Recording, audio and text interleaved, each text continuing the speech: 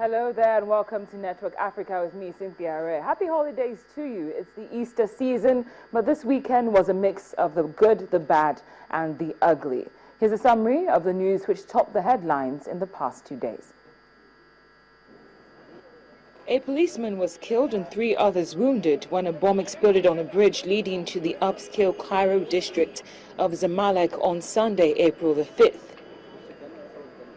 The second bombing targeting police in the Egyptian capital in as many days. Egypt faces an insurgency that has killed hundreds of soldiers and police officers since the army removed Islamist President Mohamed Morsi in the summer of the 2013 following mass protests against his rule. Then Italy Navy and Coast Guard ships rescued around 1,500 migrants aboard 5 boats in the southern Mediterranean in less than 24 hours.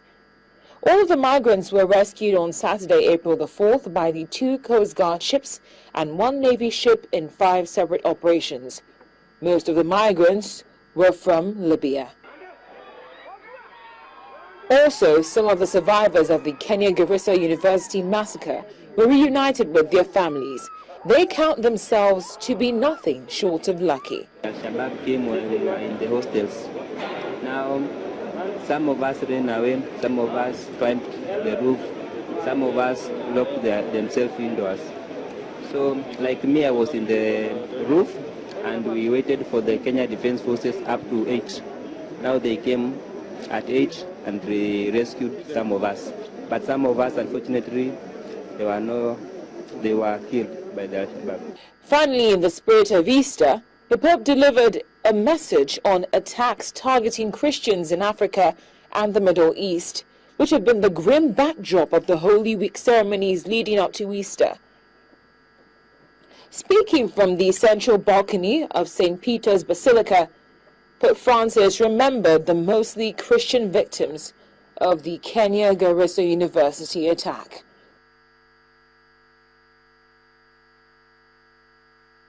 Now, based on the last story which you saw in the summary of the weekend stories concerning the killing of 148 students at the Garissa University in Kenya, without surprise, as revenge for that attack which left 148 people dead, the Kenyan Air Force bombed 2 Al-Shabaab camps in Somalia on Sunday. This is the first major military response to last week's attack by the militant group on a Kenyan university. Gunmen from the Al-Qaeda-aligned group killed 148 people on Thursday when they stormed the Garissa University College campus, which is just some 200 kilometers from the Somali border.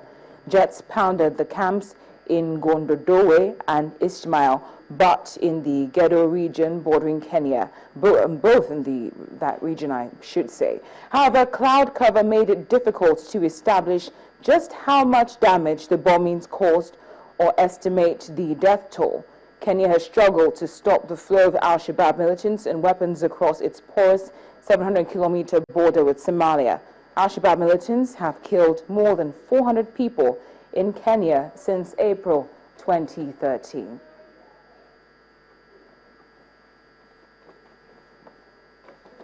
Joining us now via telephone to examine the security situation in Kenya is Onai Ekomu, who is a security expert. Onai, thank you so much for joining us again on Network Africa. Thank you very kindly. Now, I'd like to start by asking you if the retaliation we saw from Kenya, which occurred yesterday, is the best approach in this case. Well, I think it was a measured response to the attack, and probably will degrade the capability of Al-Shabaab terrorists to carry out cross-border raid or, in fact, plot and execute a terrorist attack within the borders of Kenya. I think if the government sat by and did nothing, then it will probably be mistaken for weakness and probably invite more terrorist attacks from the Al-Shabaab militants. So I think it was a good proactive move by the government of Kenya, and I think it will also send a strong signal in addition to trying to obliterate some of the military assets of the terrorists. But is there a chance that this could have a tit-for-tat effect, in that, based on this new retaliation, there could be subsequent attacks, even though we might not even know the difference, since the group has vowed to continue its attacks in Kenya? Yes, that concern will always be there, but you have to go back to the history of this conflict here. This is because the Kenyan government is fighting alongside AU troops, trying to degrade Al-Shabaab hold on Somalia. So, and given the proximity of Kenya to Somalia, it is easy for these terrorists to choose Kenya as their hunting ground for trying to exact a pound of revenge.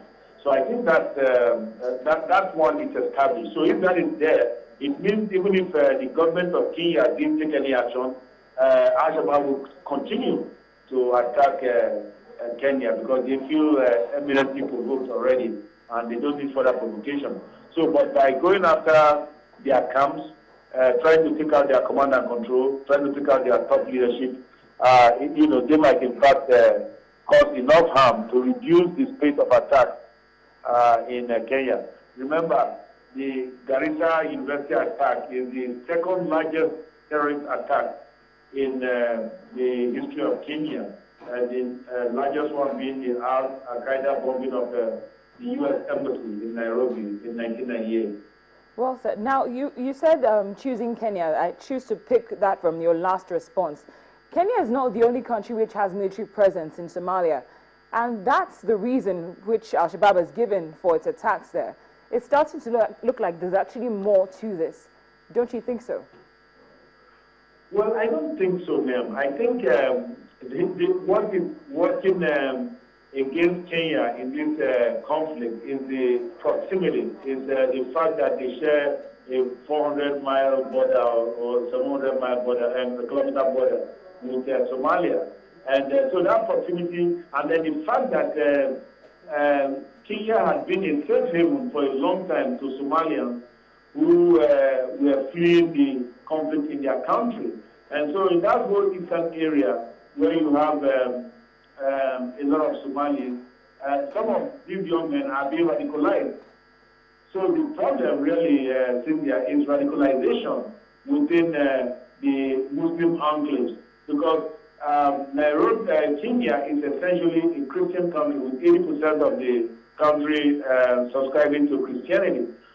So the Muslim majority, the Muslim minority is 20%, but then injected into this Muslim minority is now radical elements, who subscribe to Al-Shabaab terrorism and Al-Qaeda, their sponsors. So I think we have a toxic blue being made here, because take the son of the government official who has been identified. He graduated just 2 years ago from university in law as a gifted student. But then he started becoming radicalized, and now here he goes out there helping to plot and execute the murder of 148 persons. Well, Anna, quickly, if you can, just because of the time, what would you say is the way forward in order to prevent something like this from occurring in the future? Well, I think most importantly, again, threat assessment is important, because the threat assessment in this case was very poor. They could have seen that that university was a sitting duck for a terrorist attack.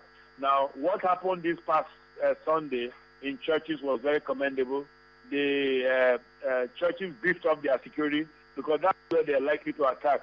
I think this the Kenyan government needs to borrow a leaf from what we've done here in Nigeria with Boko Haram, because we've had a similar problem in our northeast, and the things we did to kind of strengthen the population will be very instructive for them. And then, of course, certainly the most important thing is de-radicalization programs, jails, mosques, social groups. These are areas that are ripe for de-radicalization, such that more people are not being, more young men are not being inducted into radical Islam and extremism. As always, it's been a pleasure having you join us again on Network Africa. Thank you so much for your input. We appreciate your time.